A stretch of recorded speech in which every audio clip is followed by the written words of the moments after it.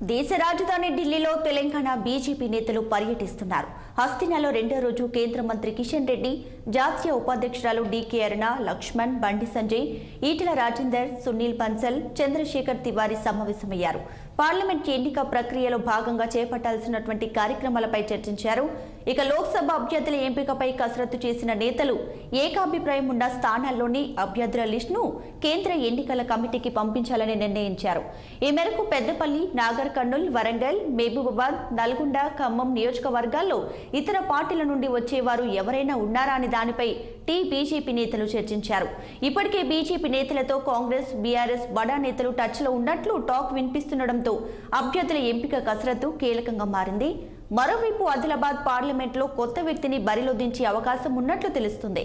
అక్కడ సిట్టింగ్కు అవకాశం లేకపోవచ్చని చెబుతున్నారు.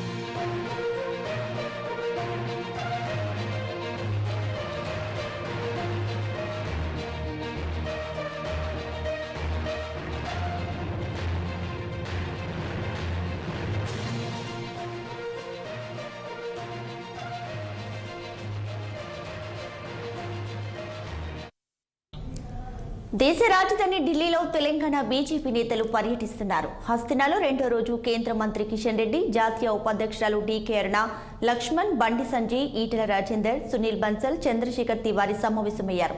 ఇక పార్లమెంట్ ఎన్నిక ప్రక్రియలో భాగంగా చేపట్టాల్సిన కార్యక్రమాలపై చర్చించారు. ఇక దీనిపై మరిన్ని డీటెయిల్స్ అయితే మా ప్రతినిధి మాధవి అందిస్తారు ఫోన్లో.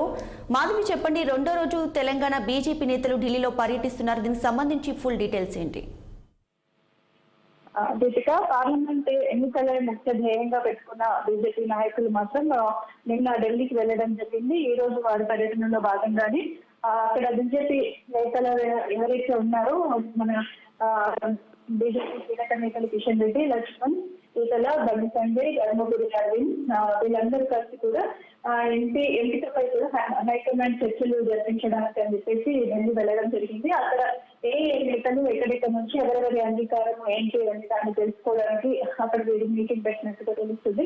ఫిబ్రవరి 3వ వారంలో అయితే బీజేపీ అభ్యర్థులను ప్రకటించే ఛాన్స్ మాత్రం కనబడుతుంది దీపిక. అలాగే మొదటి విడతలో అయితే 8 లోక్సభ నియోజకవర్గాలకు అభ్యర్థులను ప్రకటించే అవకాశం ఉన్నట్టుగా కూడా తెలుస్తుంది. అంటే సిట్టింగ్ ఎంపీల విషయానికి వస్తే మాత్రం కిషన్ రెడ్డి, బండి సంజయ్, ధర్మపురి అరవింద్, స్వయం బాబురావుకు మళ్ళీ కూడా అవకాశం ఇస్తున్నట్టుగా తెలుస్తుంది. బీజేపీకి ముఖ్యంగా తలనొప్పిగా మారింది ఏంటంటే మల్కాజ్గిరి పార్లమెంట్ నియోజకవర్గం. అక్కడి నుంచి మాత్రం చాలా మంది పోటీ చేస్తున్నట్టుగా తెలుస్తుంది. మల్కాజ్గిరి సీటు ఆశిస్తున్న చాడ సురేష్ రెడ్డి, ఈటెల రాజేందర్, కూన శ్రీశైలం గౌడ్, వలస కొంపయ్య, పన్నాల హరీష్ రెడ్డిలు అక్కడి నుంచి మాత్రం సీటు ఆశిస్తున్నట్టుగా తెలుస్తుంది దీపిక. అలానే మాధవ్, ఇప్పుడు ఈ సమావేశంలో తెలంగాణ బీజేపీ నేతలు ఎవరైతే ఉన్నారో వీరు రానున్న ఎన్నికలకు సంబంధించి ఏవైనా చర్చించారా? స్థానికల ఎన్నికల గురించి అక్కడ వారు ఏదైతే నిర్ణయం తీసుకోబోతున్నారో వీళ్ళందరి అభిప్రాయాన్ని కూడా సేకరించి ఎవరెవరికి ఎక్కడి నుంచి సీట్లు కేటాయించాలి, ఏమేమి చేయాలి అనే ఉద్దేశంపైనే వారు మీటింగ్ కండక్ట్ చేస్తున్నారు. అక్కడ మాత్రం వీరు ఇంకా ఈ సమావేశంలో అభిప్రాయ సేకరణ మాత్రం ఇష్టంగా తీసుకోబోతున్నారు. అలానే ముఖ్యంగా మనం ఆదిలాబాద్ విషయానికి వస్తే ఆదిలాబాద్ లో సిట్టింగ్ కి కాకుండా వేరే వాళ్ళకి ఛాన్స్ ఇచ్చే అవకాశం కూడా ఉన్నట్లుగా కనిపిస్తుంది. దీనికి సంబంధించి డీటెయిల్స్ ఏంటి? ఫస్ట్ ప్రిఫరెన్స్ వచ్చేసి సిట్టింగ్ వాళ్ళకి ఇస్తున్నారు. తర్వాత అదే అంటే వారి అభిప్రాయ సేకరణ ఇప్పుడు ప్రస్తుతానికి ఎవరైతే ఉన్నారో సిట్టింగ్ ఎంపీలు కిషన్ రెడ్డి, బండి సంజయ్, ధర్మపురి అరవింద్, స్వయం బాబురావు నిర్ణయాలపైన ఆధారపడి ఉంటుంది. Thanks for the updates Madhavi.